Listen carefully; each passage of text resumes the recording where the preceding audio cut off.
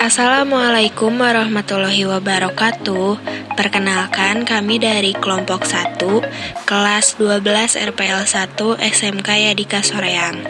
Di sini kami akan menjelaskan mengenai ketentuan pernikahan di dalam Islam. Nah, apa sih yang disebut dengan pernikahan di dalam Islam?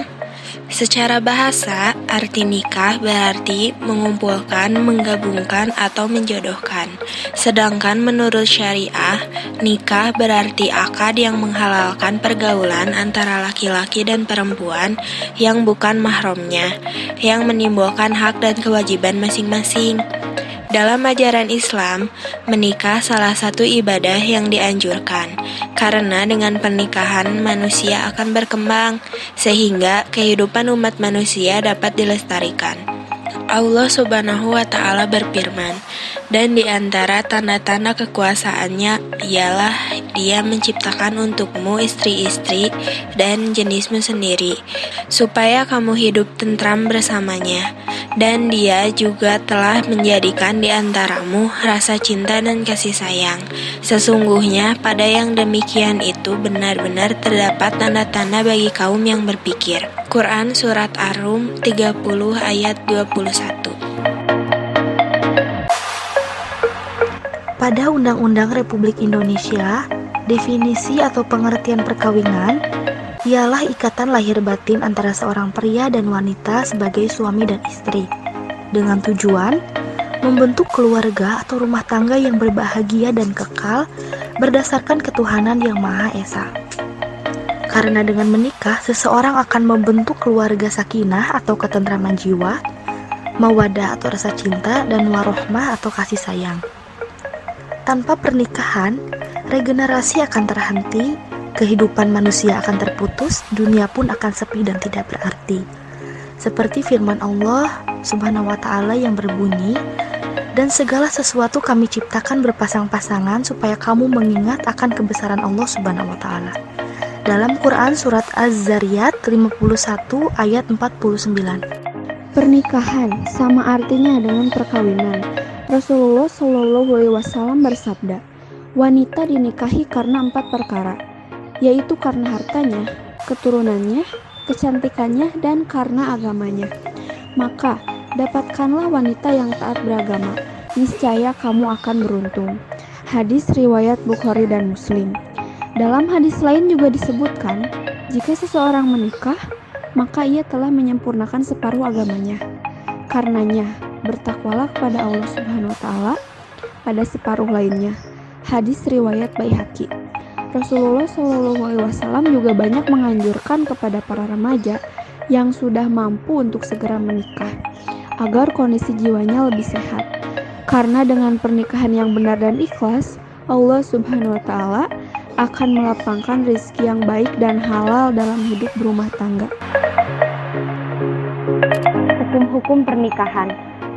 Para ahli fikih pendapat bahwa hukum pernikahan tidak sama penerapannya kepada semua mukhalaf, melainkan disesuaikan dengan kondisi masing-masing.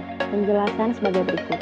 1. Wajib, yaitu bagi orang yang telah mampu baik fisik, mental, ekonomi, maupun akhlak untuk melakukan pernikahan. Juga ada kekhawatiran terjerumus kepada perbuatan zina bila tidak segera melangsungkan pernikahan. 2. Sunnah, yaitu apabila seseorang telah berkeinginan untuk menikah serta memiliki kemampuan untuk memberikan nafkah lahir maupun batin. Hukum menikah selanjutnya yaitu yang ketiga, mubah, bagi yang mampu menikah dengan tujuan hanya untuk memenuhi hajatnya atau bersenang-senang tanpa ada niat ingin keturunan atau melindungi diri dari yang haram. Yang keempat, haram, yaitu apabila motivasi untuk menikah karena ada niatan jahat serta niat buruk lainnya.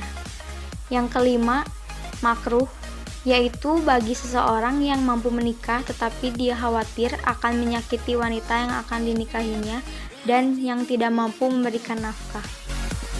Tujuan pernikahan.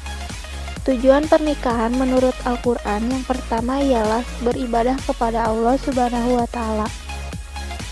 Salah satu tujuan menikah dalam Islam adalah beribadah kepada Allah. Pernikahan dipandang oleh Islam bagian dari menyempurnakan ibadah dari seorang muslim. Yang kedua ialah mendapatkan keturunan. Tujuan menikah dalam Islam berikutnya ialah agar mendapatkan keturunan. Islam memandang bahwa setiap umat muslim dapat melestarikan keturunan putra-putri Adam. Yang ketiga yaitu menjadi pasangan yang bertakwa. Pernikahan mampu menciptakan insan yang bertakwa yang akan memperjuangkan nilai-nilai kebaikan bersama. Tujuan menikah menurut Al-Quran selanjutnya yaitu membangun generasi yang beriman. Pasalnya membangun rumah tangga Islam yang harmonis sudah turut serta membangun generasi muslim yang beriman. Yang kelima ada meminta pertolongan dari anak. Dengan cara menikah, seseorang dapat meminta pertolongan dari anak. Anak yang soleh atau solehah dapat memberikan syafaat untuk orang tuanya. Yang selanjutnya untuk menegakkan rumah tangga yang islami, di dalam Al-Quran disebutkan bahwa Islam membenarkan adanya talak atau perceraian. Jika suami istri tidak sanggup lagi mempertahankan kebutuhan rumah tangganya.